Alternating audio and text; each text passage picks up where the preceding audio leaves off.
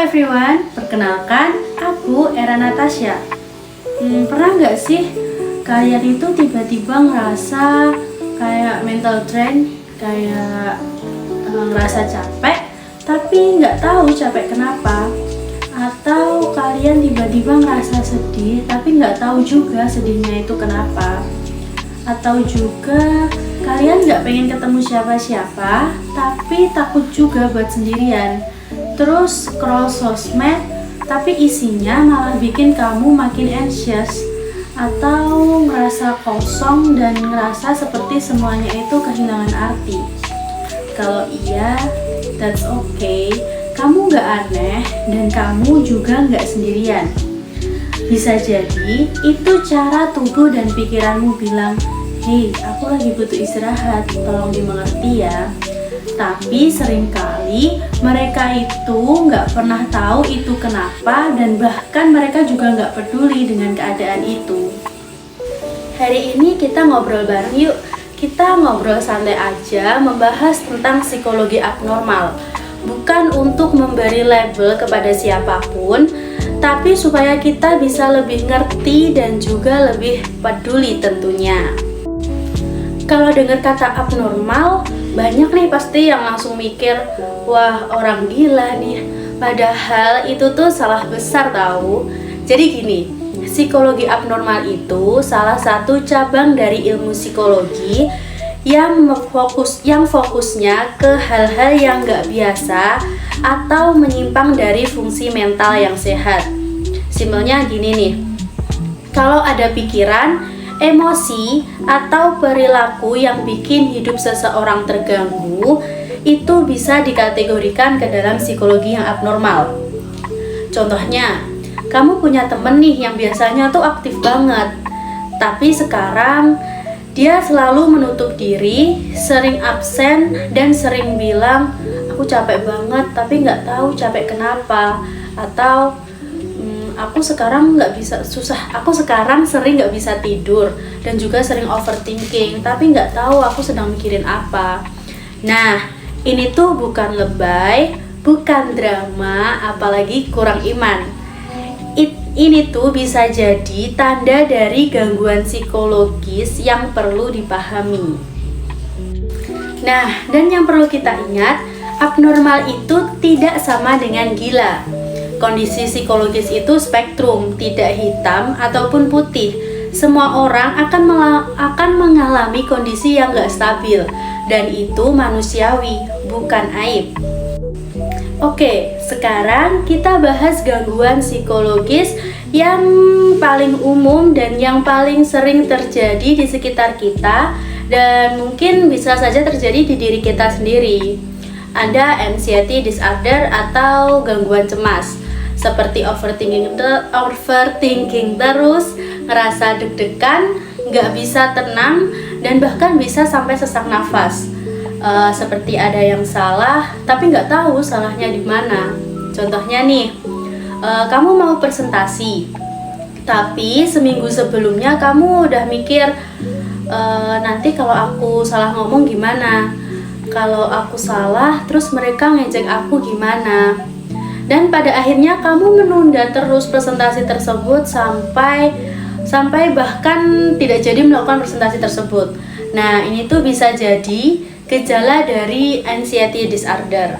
Lalu ada depression.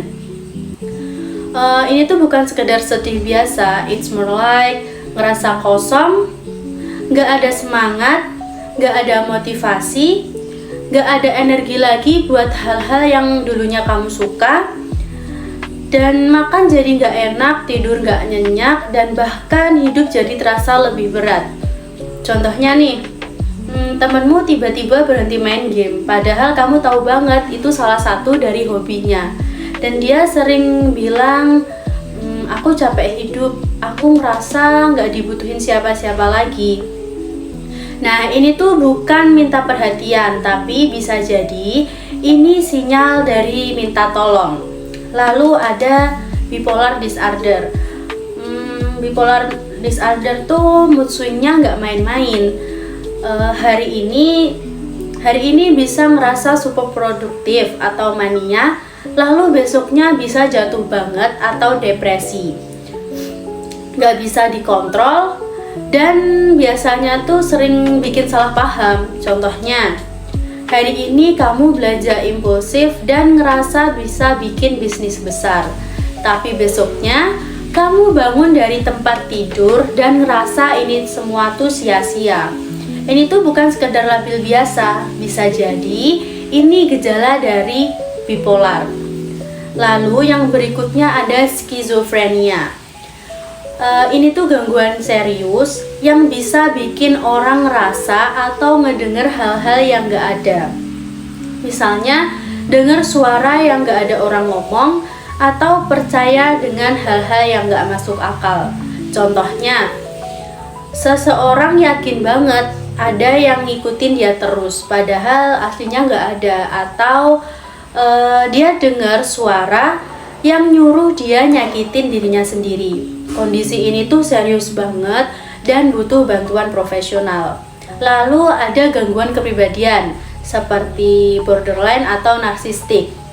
Biasanya ngaruh ke hubungan sosial, cara ngelola emosi, dan cara pandang terhadap dirinya sendiri. Contohnya, kamu punya temen yang satu hari itu dia bisa sayang banget sama kamu, tapi di lain hari dia bisa marah besar sama kamu tanpa alasan yang jelas. Hubungan dengannya itu naik turunnya ekstrim banget. Nah, ini tuh bisa jadi borderline personality disorder. Dan masih banyak lagi jenis gangguan psikologis yang lainnya. Tapi satu hal yang harus kita ingat, ini semua bisa diatasi, tapi butuh bantuan dan juga butuh pemahaman.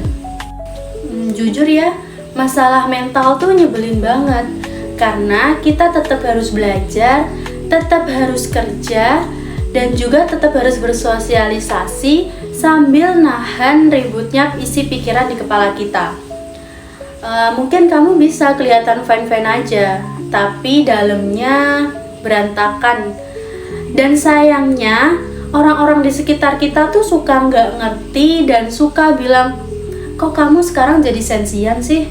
Kurang healing aja tuh. Udahlah, bersyukur aja, jangan apa-apa dipikirin, jangan apa-apa dibuat sedih. Padahal yang paling dibutuhin itu bukan nasihat, tapi dipeluk, didengerin, dan juga dipahami.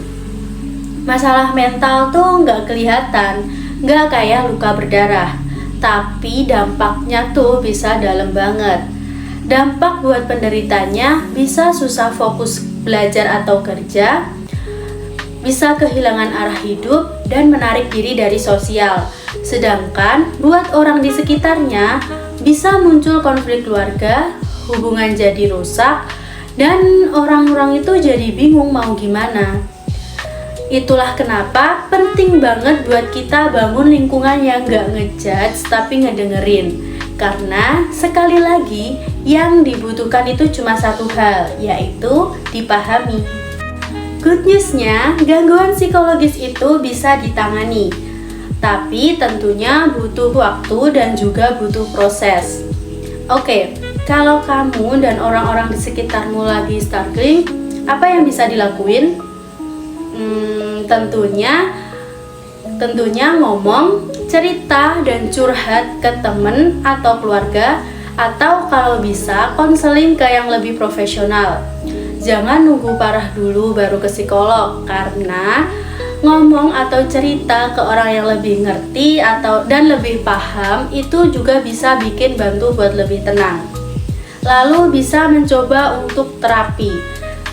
Ada banyak jenis terapi, salah satunya yang terkenal yaitu Cognitive Behavior Test atau CBT, yang ngebantu kamu ngelihat pola pikir negatif dan ganti dengan cara pikir yang lebih sehat.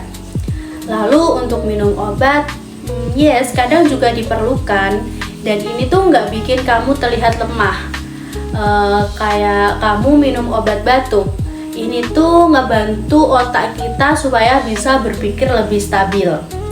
Lalu ada dukungan sosial dari temen yang ngedengerin tanpa ngejudge, dari keluarga yang peka, dan juga dari komunitas yang suportif. Dan yang paling penting, ada perawatan diri seperti journaling, olahraga ringan, tidur yang cukup, dan detox medsos. Ini tuh salah satu bentuk self-care yang powerful. Karena perlu diingat, healing itu bukan langsung sembuh, tapi perlahan-lahan menjadi kuat. Gak semua orang bisa ngerti kondisi mental, tapi kita bisa mulai dari diri sendiri. Jadi, kalau kamu capek, gak usah pura-pura kuat. Kalau kamu sedih, ya kamu nangis aja. Dan kalau kamu takut, kamu bisa cerita ke orang-orang yang kamu percaya. Gak perlu jadi baik-baik aja buat bisa diterima, karena kamu berharga bahkan dalam versi paling lelahmu sekalipun. Guys, mental health tuh serius. Jangan nunggu parah dulu baru care. Yuk kita sama-sama ubah cara pandang kita tentang kesehatan mental, karena kesehatan mental itu sama pentingnya dengan kesehatan fisik. Dan teman kita yang setiap hari senyum, setiap hari ceria, bahkan yang setiap hari ngelawak, itu bisa jadi juga lagi nahan sakit. Dan yang paling penting, gak apa-apa buat gak kuat hari ini. Bilang ke diri kita sendiri, hari ini aku gak baik-baik aja, dan itu gak apa-apa. Yang penting aku masih di sini dan aku masih berjuang. Karena kamu gak sendirian. Kamu kuat dan kamu layak dicintai, termasuk sama diri sendiri. Yuk jadi bagian dari orang-orang yang paham dan peduli tentang mental health. Nah, tadi kita sudah membahas tentang psikologi abnormal. Mulai dari pengertian psikologi abnormal itu sendiri, jenis-jenis gangguannya yang sering kali terjadi di sekitar kita, dampaknya buat kehidupan sehari-hari, dan juga cara penanganannya. Dan next time, kalau ada teman kamu yang tiba-tiba berubah, jangan langsung ngejudge. Coba kamu tanya, kamu lagi kenapa? Kamu lagi butuh tempat cerita nggak? Aku siap kok buat dengerin kamu. Sometimes, that one question could save someone's life. Sekian dari saya. Thank you for watching.